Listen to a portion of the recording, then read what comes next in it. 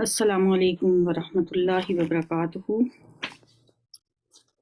8واں پارہ ہم نے سورہ اعراف آیت نمبر 25 تک پڑھا تھا۔ آگے رکوع نمبر 10 سے سٹارٹ کریں گے۔ بسم اللہ الرحمن الرحیم۔ یا بنی آدم قد انزلنا علیکم لباسا یواری سوآتکم وریشا فلباس التقوی ذالک خیر ذالک من آیات اللہ لعلہم یذکرون۔ اے اولاد آدم، اے آدم کے بیٹو، اے آدم کی اولاد، ہم نے تم پر لباس نازل کیا ہے کہ تمہارے جسم کے قابل شرم حصوں کو ڈھانپے اور تمہارے لیے جسم کی حفاظت اور زینت کا ذریعہ بھی ہو۔ تو اس طرح لباس کے 3 مقاصد ہو گئے۔ ایک، جسم کے قابل شرم حصوں کو ڈھانپنا، دوسرا جسم کی حفاظت کرنا، اور تیسرا زینت وریشا، اور زینت کا باعث بھی ہے۔ وَلِبَاسُ التَّقْوَىٰ ذَلِكَ خَيْرٌ، اور سب سے بہترین لباس تو تقوی کا لباس ہے۔ یہ اللہ کی نشانیوں میں سے ایک نشانی ہے۔ اللہ نے لباس کو ایک نشانی قرار دیا ہے، شاید کہ لوگ اس سے سبق لیں۔ یا بنی آدم لا یفتننکم الشیطان کما اخرج ابویکم من الجنۃ ینزع عنہما لباسہما لیریہما سوآتہما انہ یراکم هو وقبیلہ من حیث لا ترونہم انا جعلنا الشیاطین اولیاء للذین لا یؤمنون۔ اے بنی آدم، ایسا نہ ہو کہ شیطان تمہیں پھر اسی طرح فتنے میں مبتلا کر دے جس طرح اس نے تمہارے والدین کو جنت سے نکلوایا تھا اور ان کے لباس ان پر سے اتروا دیے تھے۔ آج پھر شیطان لباس اتروانے کے چکر میں ہی ہے اور ہم اس کی اندھی تقلید بھی کر رہے ہیں تاکہ ان کی شرمگاہیں ایک دوسرے کے سامنے کھولے۔ وہ اور اس کے ساتھی تمہیں ایسی جگہ سے دیکھتے ہیں جہاں سے تم انہیں نہیں دیکھ سکتے۔ ہم تو نہیں دیکھتے نا شیطان کو۔ نبی صلی اللہ علیہ وسلم نے فرمایا تمہارے خون میں گردش کرتا ہے، تمہارا کوئی فیصلہ ایسا نہیں ہوتا، کوئی جو بھی ڈیسیژن تم لیتے ہو اس میں وہ بھی شامل ہوتا ہے۔ اس لیے ہمیشہ شیطان سے بچنے کی دعائیں مانگتے رہنا چاہیے، معوذات پڑھتے رہنا چاہیے۔ ربی اعوذ بک من ہمزات الشیاطین واعوذ بک ربی ان یحضرون۔ ہمیشہ اس سے بچنے کے لیے حفاظتی حصار اپنے گرد انسان کو کھینچتے رہنا چاہیے، کیونکہ وہ جو گھروں میں لڑائیاں ہوتی ہیں، میاں بیوی کے درمیان جو علیحدگیاں ہوتی ہیں، ان سب میں شیطان کا ہاتھ ہوتا ہے۔ میں تم نہیں اسے دیکھتے، وہ تو تمہیں دیکھ رہا ہے نا۔ وہ اور اس کے ساتھی تمہیں ایسی جگہ سے دیکھتے ہیں جہاں سے تم انہیں نہیں دیکھ سکتے۔ انہ یراکم ہوا وقبیلہ، اس کا قبیلہ بھی تمہیں دیکھتا ہے، وہ بھی دیکھتا ہے۔ من حیث لا ترونہم، ان شیاطین کو ہم نے ان لوگوں کا سرپرست بنا دیا ہے جو ایمان نہیں لاتے۔ یہ لوگ جب کوئی شرمناک کام کرتے ہیں تو کہتے ہیں ہم نے اپنے باپ دادوں کو اسی طریقے پر پایا ہے اور اللہ ہی نے ہمیں ایسا کرنے کا حکم دیا ہے۔ یہ ہیں شیطان کے پیروکار۔ یہ اشارہ ان لوگوں کی طرف ہے جو اہل عرب خانہ کعبہ کا برہنہ طواف کیا کرتے تھے۔ ان میں بکثرت لوگ حج کے موقع پہ کعبہ کا طواف برہنہ ہو کر کرتے تھے، بغیر کپڑوں کے، اور ان کی عورتیں اس معاملے میں مردوں سے بھی زیادہ بے حیا تھیں۔ ان کی نگاہ میں یہ ایک مذہبی فعل تھا اور اسے نیک کام سمجھ کے وہ کیا کرتے تھے۔ تو اللہ تعالیٰ ان سے کہہ رہے ہیں تم یہ کہتے ہو کہ ہم نے اپنے باپ دادا کو اسی طریقے پر پایا ہے اور اللہ ہی نے ہمیں ایسا کرنے کا حکم دیا ہے۔ ان سے کہو اللہ بے حیائی کا حکم کبھی نہیں دیتا۔ قل ان اللہ لا یامر بالفحشاء اتقولون علی اللہ ما لا تعلمون۔ کیا تم اللہ کا نام لے کر وہ باتیں کہتے ہو جن کے متعلق تمہیں علم نہیں ہے کہ وہ اللہ کی طرف سے ہیں؟ اے نبی صلی اللہ علیہ وآلہ وسلم، ان سے کہو میرے رب نے تو راستی و انصاف کا حکم دیا ہے، اور اس کا حکم تو یہ ہے کہ ہر عبادت میں اپنا رخ ٹھیک رکھو اور اسی کو پکارو، اپنے دین کو اس کے لیے خالص رکھ کر۔ جس طرح اس نے تمہیں اب پیدا کیا ہے اسی طرح تم پھر پیدا کیے جاؤ۔ ایک گروہ کو تو اس نے سیدھا راستہ دکھا دیا ہے مگر دوسرے گروہ پر گمراہی چشمہ ہو کر رہ گئی ہے۔ ظاہر انسان 2 ہی گروہوں میں بٹے ہوئے ہیں، ایک ہدایت پر ہیں، ایک گمراہی میں۔ کیونکہ انہوں نے اللہ کی بجائے شیاطین کو اپنا سرپرست بنا لیا ہے اور وہ سمجھ رہے ہیں کہ ہم سیدھی راہ پر ہیں۔ وَيَحْسَبُونَ أَنَّهُمْ مُهْتَدُونَ یا بنی آدم خذوا زینتکم عند کل مسجد وکلوا واشربوا ولا تسرفوا انہ لا یحب المسرفین۔ اے بنی آدم ہر عبادت کے موقع پر اپنی زینت سے آراستہ رہا کرو۔ یعنی یہاں زینت سے مراد کیا ہے؟ مکمل لباس۔ اللہ کی عبادت میں کھڑے ہونے کے لیے صرف اتنا ہی کافی نہیں ہے کہ انسان اپنا ستر چھپا لے، بلکہ اس کے ساتھ یہ بھی ضروری ہے کہ حسب استطاعت وہ اپنا پورا لباس پہنے جس میں ستر پوشی بھی ہو اور زینت بھی۔ جب انسان کسی بڑے معزز شخص سے ملنے کے لیے جاتا ہے تو اچھے سے اچھا لباس پہنتا ہے نا۔ اسی طرح جب ہم اللہ کے سامنے جائیں تو بھی اچھے اور باوقار لباس میں، یعنی مساجد میں نماز پڑھنے جاتے ہوئے صاف ستھرا باوقار لباس پہن کر جانا چاہیے۔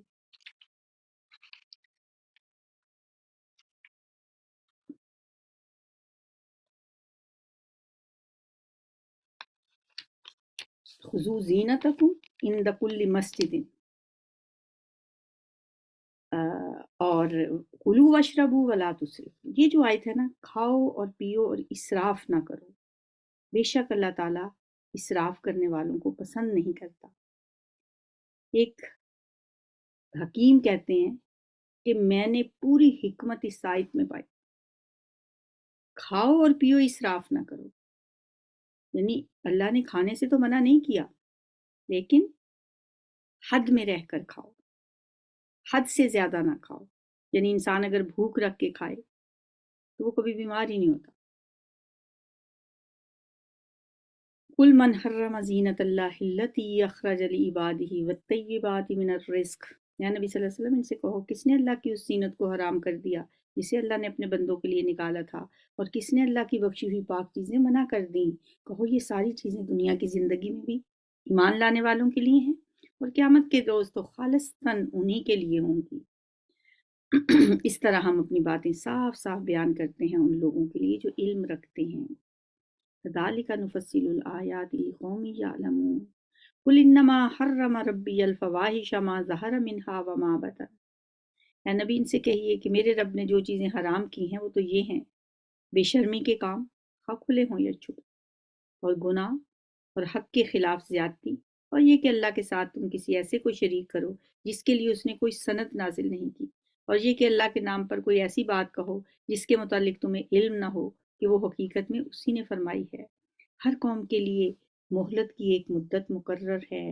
وَلِكُلِّ أُمَّةٍ أَجَلٌ فَإِذَا جَاءَ أَجَلُهُمْ لَا يَسْتَأْخِرُونَ سَاعَةً وَلَا يَسْتَقْدِمُونَ، پھر جب کسی قوم کی مدت آن پوری ہوتی ہے تو ایک گھڑی بھر کی تاخیر یا تقدیم نہیں ہو سکتی۔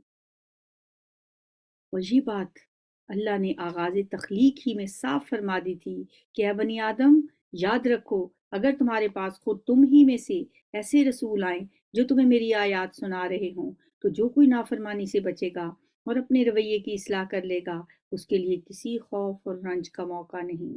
فمن اتقى واصلح فلا خوف علیہم ولا هم يحزنون والذین كذبوا بآیاتنا واستكبروا عنها اولئک اصحاب النار هم فیہا خالدون، اور جو لوگ ہماری آیات کو جھٹلائیں گے اور ان کے مقابلے میں سرکشی کریں گے وہی اہل دوزخ ہیں جہاں وہ ہمیشہ رہیں گے۔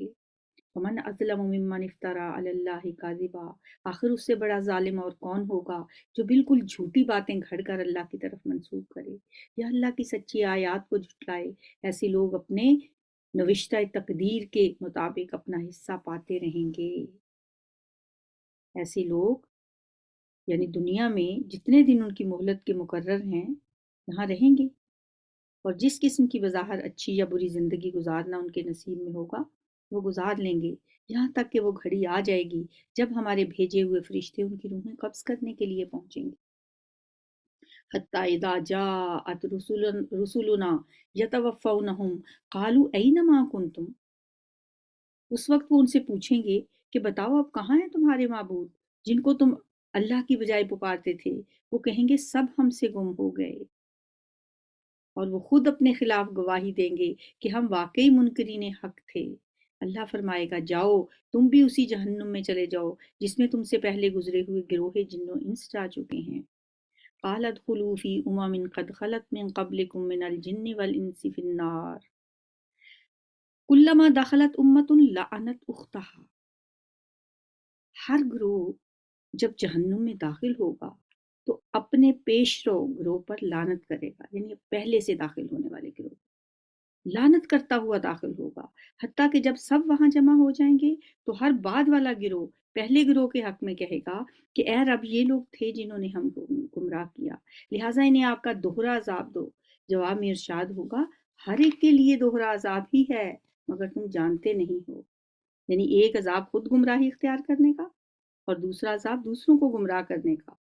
یعنی ایک سزا اپنے جرائم کی اور دوسری سزا دوسروں کے لیے جرائم کی میراث چھوڑنے کی دوسروں کو وہ جرائم کرنے کی طرف انہوں نے ان کی وجہ سے وہ بھی اس کی طرف مائل ہوئے. اور پہلا گروہ دوسرے گروہ سے کہے گا اگر ہم قابل الزام تھے تو تم ہی کو ہم پر کون سی فضیلت حاصل تھی، اب اپنی کمائی کے نتیجے میں عذاب کا مزہ چکھو. فذوقوا العذاب بما کنتم تکسبون، رکوع نمبر 12. ان الذین کذبوا بآیاتنا واستکبروا عنہا، یقین جانو جن لوگوں نے ہماری آیات کو جھٹلایا ہے اور ان کے مقابلے میں سرکشی کی ہے ان کے لیے آسمان کے دروازے ہرگز نہ کھولے جائیں گے، ان کا جنت میں جانا اتنا ہی ناممکن ہے جتنا سوئی کے ناکے سے اونٹ کا گزرنا. کن لوگوں کے لیے ہے؟ جنہوں نے ہماری آیات کو جھٹلایا، نہ تو ان کے لیے آسمان کے دروازے کھلیں گے اور ان کے لیے جنت میں جانا ایسا ہی ہے جیسے کوئی سوئی کے ناکے میں سے اونٹ گزر جائے، جو کہ ناممکنات میں سے ہے. مجرموں کو ہمارے ہاں ایسا ہی بدلہ ملا کرتا ہے. وَكَذَلِكَ نَجْزِي الْمُجْرِمِينَ لَهُم مِّن جَهَنَّمَ مِهَادٌ وَمِن فَوْقِهِمْ غَوَاشٍ، ان کے لیے تو جہنم کا بچھونا ہوگا اور جہنم ہی کا اوڑھنا، یہ ہے وہ جزا جو ہم ظالموں کو دیا کرتے ہیں. بخلاف اس کے جن لوگوں نے ہماری آیات کو مان لیا ہے اور اچھے کام کیے ہیں اور اس باب میں ہم ہر ایک کو اس کی طاقت ہی کے مطابق ذمہ دار ٹھہراتے ہیں. وہ اہل جنت ہیں جہاں وہ ہمیشہ رہیں گے. اولئک اصحاب الجنہ ہم فیہا خالدون. ان کے دلوں میں ایک دوسرے کے خلاف جو کچھ رنجش یا کدورت ہوگی اسے ہم نکال دیں گے. وَنَزَعْنَا مَا فِي صُدُورِهِم مِّنْ غِلٍّ، جو کوئی غل یا حسد یا کوئی کدورت رنجش دنیا میں ظاہر ہے انسانوں کے دلوں میں ایک دوسرے کے لیے ہوتی ہیں، وہاں اللہ تعالیٰ وہ نکال دیں گے. ان کے نیچے نہریں بہتی ہوں گی اور وہ کہیں گے الحمدللہ الحمدللہ الذی ہدانا لہذا وما کننا لنہتدی لولا ان ہدانا اللہ. سب تعریف اس اللہ کے لیے جس نے ہمیں یہ راستہ دکھایا، ہم خود راہ نہ پا سکتے تھے اگر اللہ ہماری رہنمائی نہ کرتا. ہمارے رب کے بھیجے ہوئے رسول واقعی حق ہی لے کر آئے تھے. اس وقت ندا آئے گی کہ یہ جنت جس کے تم وارث بنائے گئے ہو تمہیں ان اعمال کے بدلے میں ملی ہے جو تم کرتے رہے تھے.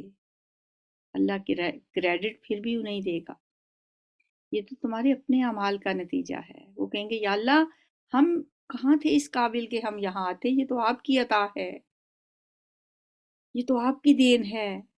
وما کننا لنہتدی، ہم کہاں ہدایت پا سکتے تھے آپ کی توفیق کے بغیر.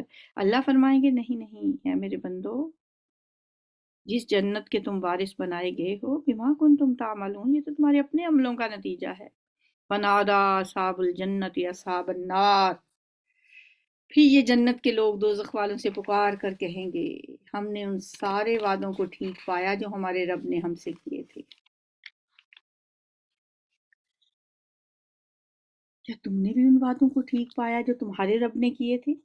ہم نے تو دیکھ لیا، کیا تم نے بھی دیکھا؟ وہ جواب دیں گے ہاں. تب ایک پکارنے والا ان کے درمیان پکارے گا فَأَذَّنَ أَذَّنَ مُؤَذِّنٌ بَيْنَهُمْ أَن لَّعْنَةُ اللَّهِ عَلَى الظَّالِمِينَ، کہ اللہ کی لعنت ہو ان ظالموں پر جو اللہ کے راستے سے لوگوں کو روکتے اور اسے ٹیڑھا کرنا چاہتے تھے اور آخرت کے منکر تھے. ان دونوں گروہوں کے درمیان ایک آڑ ہوگی، ایک اوٹ ہوگی، ایک آڑ ہوگی جسے آراف کہا جاتا ہے. اسی لیے اس سورت کا نام بھی سورہ آراف ہے، وَبَيْنَهُمَا حِجَابٌ، ان دونوں کے درمیان ایک دیوار حائل ہوگی، وَعَلَى الْأَعْرَافِ، اور اس کی بلندیوں پر، یعنی آراف پر، اس دیوار کی بلندی پر جسے آراف کہا جاتا ہے، رجال یعرفون کلا بسیماہم، کچھ ایسے لوگ ہوں گے جو ہر ایک کو اس کے چہرے سے پہچانیں گے، اور جنت والوں سے پکار کر کہیں گے ان سلام علیکم، تم پہ سلامتی ہو، لم يدخلوها وهم یطمعون، یہ لوگ جنت میں داخل تو نہیں ہوئے مگر اس کے امیدوار ہوں گے۔ کیسا حسرت کا ٹائم ہوگا نا وہ آراف والے لوگ، وہ ہوں گے جن کی زندگی کا نہ تو پازیٹیو پہلو اتنا مضبوط ہوگا کہ جنت میں داخل ہو جائیں، یعنی ان کی نیکیاں نہ اتنی ہوں گی کہ وہ جنت میں جا سکیں، اور ان کا نیگیٹو پہلو بھی اتنا خراب نہیں ہوگا کہ وہ دوزخ میں چلے جائیں، یعنی ان کے گناہ بھی اتنے زیادہ نہیں ہوں گے کہ وہ دوزخ میں چلے جائیں، یعنی برابر برابر ہو جائیں۔ اس لیے وہ جنت اور دوزخ کے درمیان ایک سرحد پر روک لیے جائیں گے۔ وہ اللہ کے فضل سے یہ امید لگائے بیٹھے ہوں گے کہ انہیں جنت نصیب ہو جائے۔ جب جہنم کی طرف دیکھیں گے تو خوف زدہ ہوں گے، جب جنت کی طرف دیکھیں گے تو اس کی امید رکھیں گے۔ لم يدخلوها وهم یطمعون، جنت میں داخل تو نہیں ہوئے ہوں گے لیکن اس کے امیدوار ہوں گے۔ وَإِذَا صُرِفَتْ أَبْصَارُهُمْ تِلْقَاءَ أَصْحَابِ النَّارِ، اور جب ان کی نگاہیں دوزخ والوں کی طرف پھریں گی تو کہیں گے ربنا لا تجعلنا مع القوم الظالمین، اے ہمارے رب ہمیں ان ظالم لوگوں کے ساتھ شامل نہ کرنا۔ پھر یہ اعراف کے لوگ دوزخ کی چند بڑی بڑی شخصیتوں کو ان کی علامتوں سے پہچان لیں گے اور پکار کر کہیں گے دیکھ لیا تم نے آج کہ آج نہ تمہارے جتھے تمہارے کسی کام آئے اور نہ وہ ساز و سامان جن کو تم بڑی چیز سمجھتے تھے۔ اور کیا یہ اہل جنت وہی لوگ نہیں ہیں جن کے متعلق تم قسمیں کھا کھا کے کہا کرتے تھے کہ ان کو تو اللہ اپنی رحمت میں سے کچھ بھی نہ دے گا؟ یعنی آراف والے جہنمیوں سے کہیں گے کہ جنتیوں کے متعلق تم دنیا میں بڑے دعوے کرتے تھے کہ اللہ ان کو اپنی رحمت میں سے کچھ بھی نہیں دے گا، یہ تو گرے پڑے سے لوگ ہیں۔ آج اللہ نے انہی سے کہا ہے کہ داخل ہو جاؤ جنت میں، تمہارے لیے نہ کوئی خوف ہے نہ غم ہے۔ ادخلوا الجنت لا خوف علیکم ولا انتم تحزنون، آج تو انہیں یہ کہہ دیا گیا ہے، تم ان کے بارے میں کیا گمان رکھتے تھے؟ اور دوزخ کے لوگ جنت والوں کو پکاریں گے کہ تھوڑا سا پانی ہم پہ ڈال دو، یا جو رزق اللہ نے تمہیں دیا ہے اسی میں سے کچھ پھینک دو۔ وہ جواب دیں گے کہ اللہ نے یہ دونوں چیزیں ان منکرین حق پر حرام کر دی ہیں جنہوں نے اپنے دین کو کھیل اور تفریح بنا لیا تھا۔ ان اللہ حرمہما علی الکافرین الذین اتخذوا دینہم لہوا ولعبا وغرتہم الحیاۃ الدنیا، اور جنہیں دنیا کی زندگی نے دھوکے میں مبتلا کر رکھا تھا۔ اللہ فرماتا ہے کہ آج ہم بھی انہیں اسی طرح بھلا دیں گے جس طرح وہ اس دن کی ملاقات کو بھولے ہوئے تھے اور ہماری آیتوں کا انکار کرتے رہے تھے۔ ہم ان لوگوں کے پاس ایک ایسی کتاب لے آئے ہیں جس کو ہم نے علم کی بنا پر مفصل بنایا ہے۔ وَلَقَدْ جِئْنَاهُمْ بِكِتَابٍ فَصَّلْنَاهُ عَلَىٰ عِلْمٍ هُدًى وَرَحْمَةً لِقَوْمٍ يُؤْمِنُونَ، اور جو ایمان لانے والوں کے لیے ہدایت اور رحمت ہے۔ اب کیا یہ لوگ اس کے سوا کسی اور بات کے منتظر ہیں کہ وہ انجام سامنے آ جائے جس کی یہ کتاب خبر دے رہی ہے؟ جس دن وہ انجام سامنے آ گیا تو وہی لوگ جنہوں نے پہلے اسے نظر انداز کر دیا تھا کہیں گے کہ واقعی ہمارے رب کے رسول حق لے کر آئے تھے۔ پھر کیا اب ہمیں کچھ سفارشی ملیں گے جو ہمارے حق میں سفارش کریں، یا ہمیں دوبارہ واپس ہی بھیج دیا جائے تاکہ جو کچھ ہم پہلے کرتے تھے اس کے بجائے اب دوسرے طریقے پر کام کر کے دکھائیں؟ انہوں نے اپنے آپ کو خسارے میں ڈال دیا اور وہ سارے جھوٹ جو انہوں نے تصنیف کر رکھے تھے آج ان سے گم ہو گئے۔ رکوع نمبر 14۔ ان ربکم اللہ الذی خلق السماوات والارض فی ستۃ ایام، دراصل تمہارا رب اللہ ہی ہے جس نے آسمان اور زمین کو 6 دنوں میں پیدا کی، پھر اپنے تخت سلطنت پر جلوہ فرما ہوا۔ اب یہ اللہ کا عرش کیا ہے، اس پہ اس کا جلوہ فرما ہونا کیا ہے، اس کی کیفیت کو سمجھنا ہمارے لیے ممکن نہیں، یہ متشابہات میں سے ہے یہ باتیں۔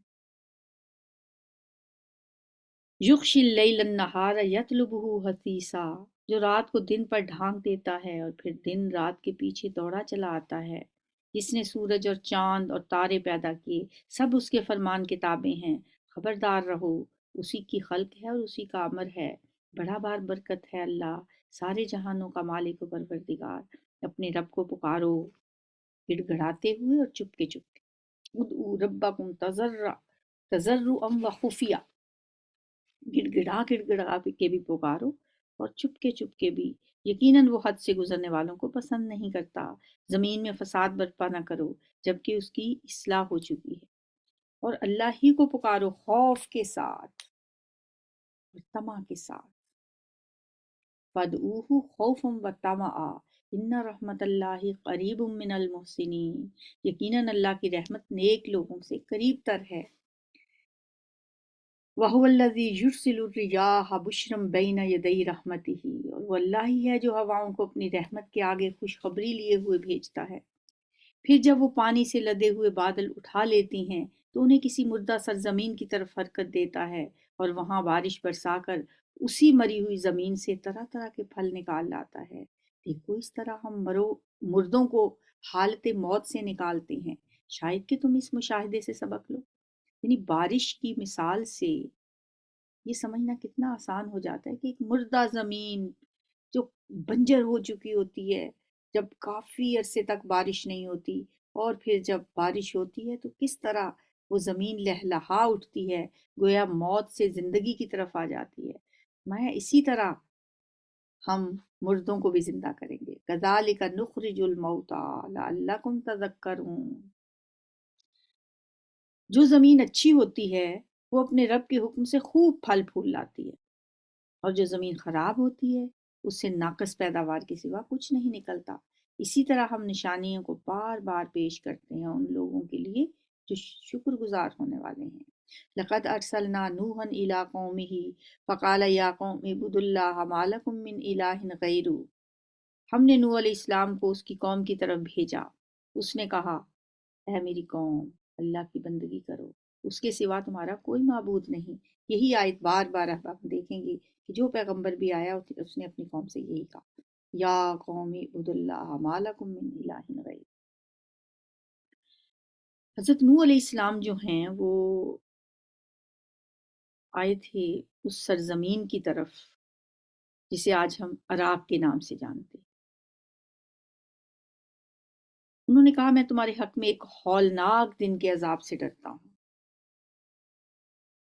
انی اخاف علیکم عذاب یوم عظیم، اس کی قوم کے سرداروں نے جواب دیا ہمیں تو یہ نظر آتا ہے کہ تم سری گمراہی میں مبتلا ہو، نوح علیہ السلام نے کہا اے میری قوم میں کسی گمراہی میں نہیں پڑا ہوا بلکہ میں رب العالمین کا رسول ہوں، تمہیں اپنے رب کے پیغامات پہنچاتا ہوں، تمہارا خیر خواہ ہوں، اور مجھے اللہ کی طرف سے وہ کچھ معلوم ہے جو تمہیں معلوم نہیں ہے، کیا تمہیں اس بات پر تعجب ہوا ہے کہ تمہارے پاس خود تمہاری اپنی قوم کے ایک آدمی کے ذریعے تمہارے رب کی یاد دہانی آئی تاکہ تمہیں خبردار کرے اور تم غلط روی سے بچ جاؤ اور تم پر رحم کیا جائے، مگر انہوں نے اس کو جھٹلا دیا، کذبوہ فانجیناہ والذین معہ فی الفلک،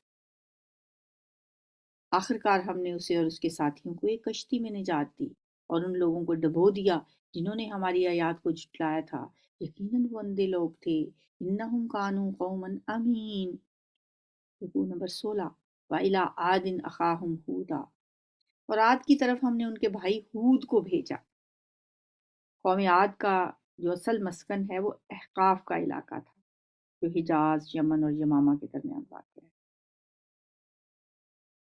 اس نے کہا اے برادران قوم اللہ کی بندگی کرو، اس کے سوا تمہارا کوئی الہ نہیں، پھر کیا تم بدعمالی سے پرہیز نہ کرو گے، افلا تتقون، اس کی قوم کے سرداروں نے جو اس کی بات ماننے سے انکار کر رہے تھے جواب میں کہا ہم تو تمہیں بے عقلی میں مبتلا سمجھتے ہیں، انا لنراک فی صفاحۃ وانا لنظنک من الکاذبین، اور ہمیں گمان ہے کہ تم جھوٹے ہو، اس نے کہا ہے میری قوم کے لوگوں میں بے عقلی میں مبتلا نہیں ہوں، بلکہ میں رب العالمین کا رسول ہوں، تمہیں اپنے رب کے پیغامات پہنچاتا ہوں اور تمہارا ایسا خیر خواہ ہوں جس پر بھروسہ کیا جا سکتا ہے۔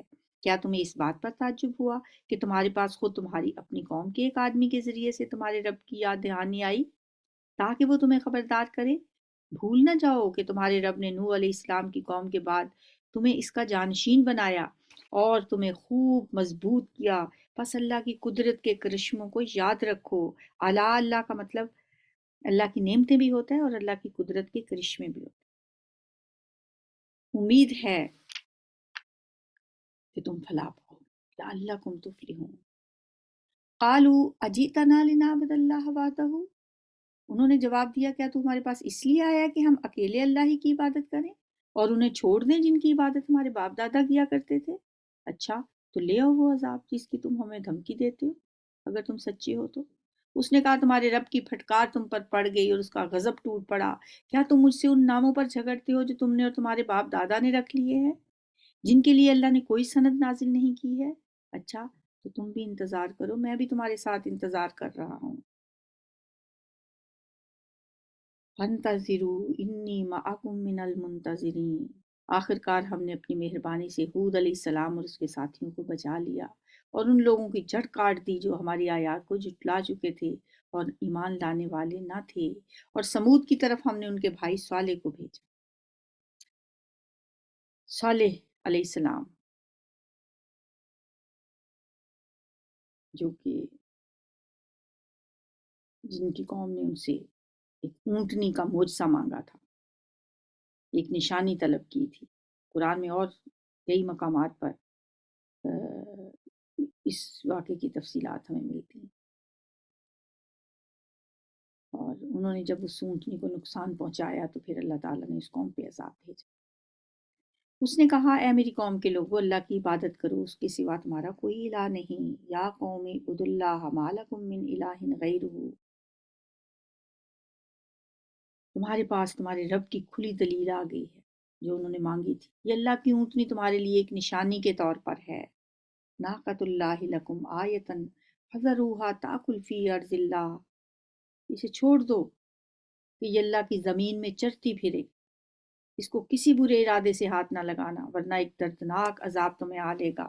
یاد کرو وہ وقت جب اللہ نے قوم عاد کے بعد تمہیں اس کا جانشین بنایا اور تمہیں زمین میں عزت بخشی کہ آج تم اس کے ہموار میدانوں میں عالی شان محل بناتے اور اس کے پہاڑوں کو مکانات کی شکل میں تراشتے ہو۔ بس اس کی قدرت کے کرشموں سے غافل نہ ہو جاؤ اور زمین میں فساد برپا نہ کرو۔ فاذکروا آلاء اللہ ولا تعثوا فی الارض مفسدین۔ اس کی قوم کے سرداروں نے جو بڑے بنے ہوئے تھے کمزور طبقے کے ان لوگوں سے جو ایمان لائے تھے کہا کیا تم واقعی یہ جانتے ہو کہ صالح اپنے رب کا پیغمبر ہے؟ انہوں نے جواب دیا بے شک جس پیغام کے ساتھ وہ بھیجا گیا ہے اسے ہم مانتے ہیں۔ ان بڑائی کے دعوے داروں نے کہا جس چیز کو تم نے مانا ہے ہم اس کے منکر ہیں، ہم تو اسے نہیں مانتے۔ انا بالذی آمنتم بہ کافرون، قال الذین استکبروا انا بالذی آمنتم بہ کافرون، ہم تو اس کے منکر ہیں۔ پھر انہوں نے اس اونٹنی کو مار ڈالا اور پوری سرکشی کے ساتھ اپنے رب کے حکم کی خلاف ورزی کر گزرے۔ اور صالح علیہ السلام سے کہہ دیا کہ لے آ وہ عذاب جس کی تو ہمیں دھمکی دیتا ہے اگر تو واقعی پیغمبروں میں سے ہے۔ آخر کار ایک دہلا دینے والی آفت نے انہیں آ لیا اور وہ اپنے گھروں میں اوندے منہ پڑے رہ گئے، اور صالح علیہ السلام یہ کہتا ہوا ان کی بستیوں سے نکل گیا کہ اے میری قوم، میں نے اپنے رب کا پیغام تمہیں پہنچا دیا اور میں نے تمہاری بہت خیر خواہی کی، مگر میں کیا کروں، تمہیں اپنے خیر خواہ پسند ہی نہیں ہے۔ وَلَٰكِن لَا تُحِبُّونَ النَّاصِحِينَ، اور لوط علیہ السلام کو ہم نے پیغمبر بنا کر بھیجا۔ پھر یاد کرو جب اس نے اپنی قوم سے کہا کیا تم ایسے بے حیا ہو گئے ہو کہ وہ فحش کام کرتے ہو جو تم سے پہلے دنیا میں کسی نے نہیں کیا، تم عورتوں کو چھوڑ کر مردوں سے اپنی خواہش پوری کرتے ہو۔ حقیقت یہ ہے کہ تم بالکل ہی حد سے گزر جانے والے لوگ ہو۔ مگر اس کی قوم کا جواب اس کے سوا کچھ نہ تھا کہ انہوں نے کہا اخرجوہم من قریتکم، نکالو ان لوگوں کو اپنی بستیوں سے، بڑے پاک باز بنتے ہیں یہ۔ آخر کار ہم نے لوط اور اس کے گھر والوں کو سوائے اس کی بیوی کے جو پیچھے رہ جانے والوں میں تھی بچا کر نکال دیا، اور اس قوم پر برسائی ایک بارش، پھر دیکھو کہ ان مجرموں کا کیا انجام ہوا۔ وَإِلَىٰ مَدْيَنَ أَخَاهُمْ شُعَيْبًا، اور مدین والوں کی طرف ہم نے ان کے بھائی شعیب علیہ السلام کو بھیجا۔ مدین کا اصل علاقہ بھی حجاز کے شمال مغرب اور فلسطین کے جنوب میں بحر احمر کے کنارے پر واقع تھا۔ اس نے کہا، اے برادران قوم، اللہ کی بندگی کرو، اس کے سوا تمہارا کوئی خدا نہیں، تمہارے پاس تمہارے رب کی صاف رہنمائی آ گئی ہے، لہٰذا وزن اور پیمانے پورے کرو، لوگوں کو ان کی چیزوں میں سے گھاٹا نہ دو۔ شعیب علیہ السلام کی جو قوم تھی وہ ناپ تول میں کمی کرتی تھی، اور زمین میں فساد برپا نہ کرو جبکہ اس کی اصلاح ہو چکی ہے، اسی میں تمہاری بھلائی ہے اگر تم واقعی مومن ہو۔ ذالکم خیر لکم ان کنتم مؤمنین ولا تقعدوا بکل صراط توعدون وتصدون عن سبیل اللہ، اور زندگی کے ہر راستے پر لٹیرے بن کر نہ بیٹھ جاؤ کہ لوگوں کو خوف زدہ کرنے اور ایمان لانے والوں کو اللہ کے راستے سے روکنے لگو اور سیدھی راہ کو ٹیڑھا کرنے کے در پہ ہو جاؤ۔ یاد کرو وہ زمانہ جب کہ تم تھوڑے تھے، پھر اللہ نے تمہیں بہت کر دیا۔ اور آنکھیں کھول کر دیکھو کہ دنیا میں فساد کرنے والوں کا انجام کیا ہوا ہے۔ اگر تم میں سے ایک گروہ اس تعلیم پر جس کے ساتھ میں بھیجا گیا ہوں ایمان لاتا ہے اور دوسرا ایمان نہیں لاتا تو صبر کے ساتھ دیکھتے رہو۔ وَإِنْ كَانَ طَائِفَةٌ مِّنْكُمْ آمَنُوا بِالَّذِي أُرْسِلْتُ بِهِ وَطَائِفَةٌ لَّمْ يُؤْمِنُوا فَاصْبِرُوا، صبر کے ساتھ دیکھتے رہو حتیٰ یحکم اللہ بیننا وہو خیر الحاکمین، یہاں تک کہ اللہ ہمارے درمیان فیصلہ کر دے اور وہی سب سے بہتر فیصلہ کرنے والا ہے۔ یہاں پہ 8واں پارہ تو ختم ہو جاتا ہے، لیکن یہ واقعہ ابھی چل رہا ہے۔ اللہ تعالیٰ سے دعا ہے کہ وہ ہمیں قرآن پڑھنے، پڑھانے اور اس پہ عمل کرنے کی توفیق عطا فرمائے۔ یا ربی لک الحمد کما ینبغی لجلال وجہک وعظیم سلطانک، اللہم صلی وسلم علی نبینا محمد۔ ربنا ہب لنا من ازواجنا وذریاتنا قرۃ اعین وجعلنا للمتقین اماما۔ ربنا ظلمنا انفسنا وان لم تغفر لنا وترحمنا لنکونن من الخاسرین۔ یا حی یا قیوم برحمتک نستغیث، اللہم فقہنا فی الدین، اللہم حاسبنا حسابا یسیرا، اللہم انک عفو تحب العفو فاعف عنا۔ یا مقلب القلوب ثبت قلوبنا علی دینک، یا مصرف القلوب صرف قلوبنا علی طاعتک، اللہم انا نسألک الہدی والتقی والعفاف والغنی، اللہم الف بین قلوبنا واصلح ذات بیننا واہدنا سبل السلام ونجنا من الظلمات الی النور وجنبنا الفواحش ما ظہر منها وما بطن، وبارک لنا فی اسمائنا وابصارنا وقلوبنا وازواجنا وذریاتنا وتب علینا انک انت التواب الرحیم۔ اللہم اقسم لنا من خشیتک ما تحول به بیننا وبین معصیتک، ومن طاعتک ما تبلغنا به جنتک، ومن الیقین ما تهون به علینا مصائب الدنیا، اللہم متعنا باسمائنا وابصارنا وقواتنا ما احییتنا واجعلہ الوارث منا واجعل ثأرنا علی من ظلمنا وانصرنا علی من عادانا، ولا تجعل مصیبتنا فی دیننا ولا تجعل الدنیا اکبر ہمنا ولا مبلغ علمنا ولا تسلط علینا من لا یرحمنا، اللہم اشف مرضانا ومرضى المسلمین، اذهب البأس رب الناس واشف انت الشافی لا شفاء الا شفاؤک شفاء لا یغادر سقما، اللہم انا نسألک الصحة والعفة والامانة وحسن الخلق والرضا بالقدر، ربی انی مسنی الضر وانت ارحم الراحمین، ربنا تقبل منا انک انت السمیع العلیم وتب علینا انک انت التواب الرحیم، انک انت التواب الرحیم، وصلی اللہ تعالی علی خیر خلقہ محمد و آلہ و صحابہ و ازواجہ و ذریتہ اجمعین برحمتک یا ارحم الراحمین۔ یا اللہ، جس جس نے بھی دعا کے لیے کہا ہے سب کی دعائیں قبول و منظور فرما لینا۔ یا رب العالمین، جس جس نے بھی دعا کے لیے ہاتھ اٹھائے ہیں، یا رب العالمین تو دعاؤں کا سننے والا ہے، قبول کرنے والا ہے۔ لم اکم بدعائک ربی شقیہ، یا اللہ تجھے پکار کے تو ہم کبھی نامراد ہوئے ہی نہیں۔ یا اللہ سب کی دعائیں قبول فرما لے۔ یا رب العالمین، جتنے بھی اسٹوڈنٹس ہیں میرے، یا جتنے میرے استاد ہیں جس سے بھی میں نے کچھ سیکھا، یا جنہوں نے مجھ سے کچھ سیکھا، یا اللہ انہیں دین و دنیا کی بھلائیاں نصیب فرمانا۔ یا اللہ انہیں قرآن سے جوڑ کے رکھنا، قرآن کو ان کے دلوں کی بہار بنا دینا، ان کے سینوں کا نور بنا دینا، ان کے دکھوں اور غموں کو دور کرنے کا ذریعہ بنا دینا۔ اللہم اجعل القرآن العظیم ربیع قلوبنا ونور صدورنا وجلاء احزاننا وذہاب ہمومنا وغمومنا۔ اللہم اغفر لحینا ومیتنا وصغیرنا وکبیرنا وذکرنا وانثانا وشاہدنا وغائبنا۔ اللہم من احییتہ منا فاحیہ علی الاسلام ومن توفیتہ منا فتوفہ علی الایمان۔ اللہم لا تحرمنا اجرہم ولا تذلنا بعدہم۔